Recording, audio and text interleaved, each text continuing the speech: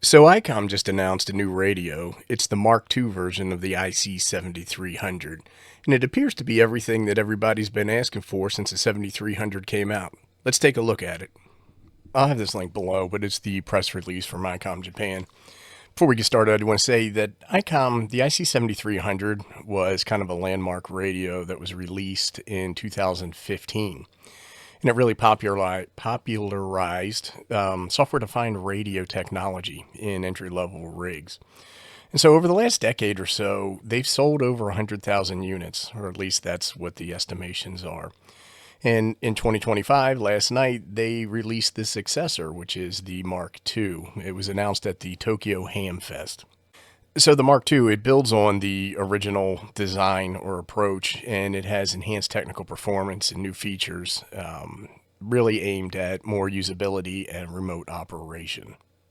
So like the original 7300, the new version includes the automatic antenna tuner, built-in digital mode interface, the sound card, the CIV controls via USB, has an SD card slot for storage of settings, logs, firmware updates.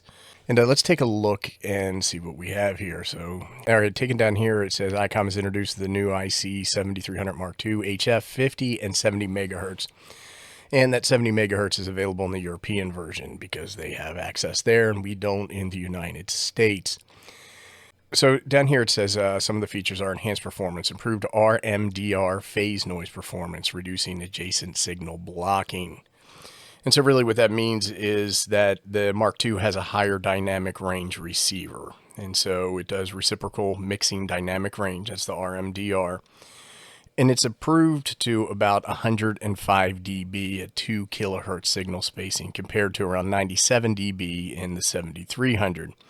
This means the Mark II can handle strong off-channel signals with less distortion and blocking. Transmitter phase noise is also substantially reduced at about 12 dB lower phase noise at 1 kilohertz offset.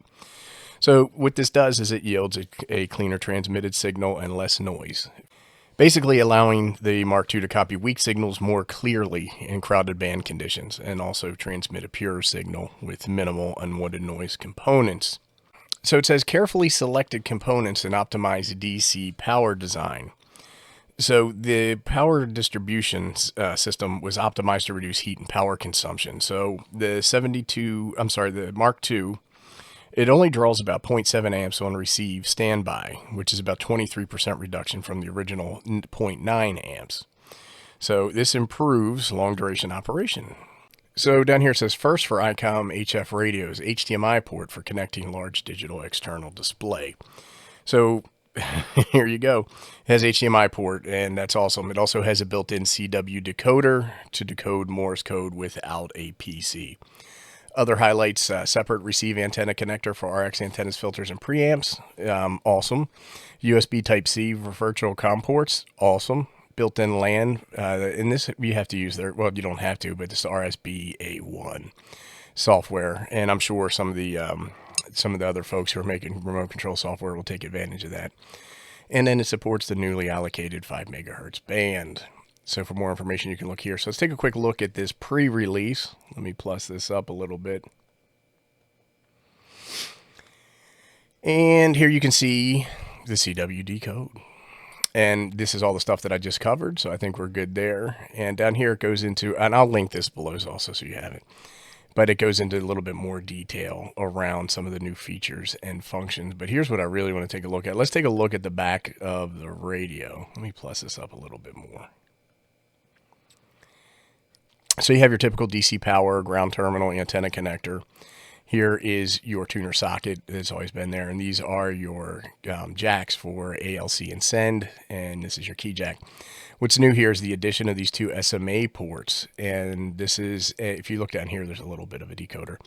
The one on the left is in, and this one is out, and that allows you to use a receive-only antenna or install external bandpass filters, and I've got a picture of that we'll take a look at in a second. Down here you can see the addition of the LAN port, which is awesome, HDMI, which is awesome, and USB-C, which is awesome.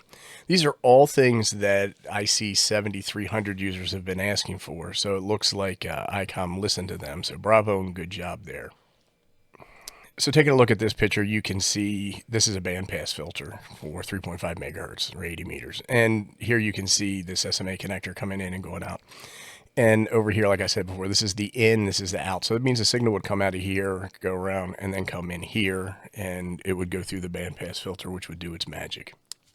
So you may be asking, hey, when am I going to be able to get my hands on this thing, and what is it going to cost? So Icom is saying that this is going to be released in the later part of 2025, so you should be able to get one this year, just a few months away. And while no information has been released about pricing, I believe that this thing's going to be around $1,400 US. Just a hunch. Anyhow, that's going to wrap it up. If you have any questions, comments, suggestions, or recommendations, go ahead and post them below, and I'll do my best to respond. As always, thank you for watching.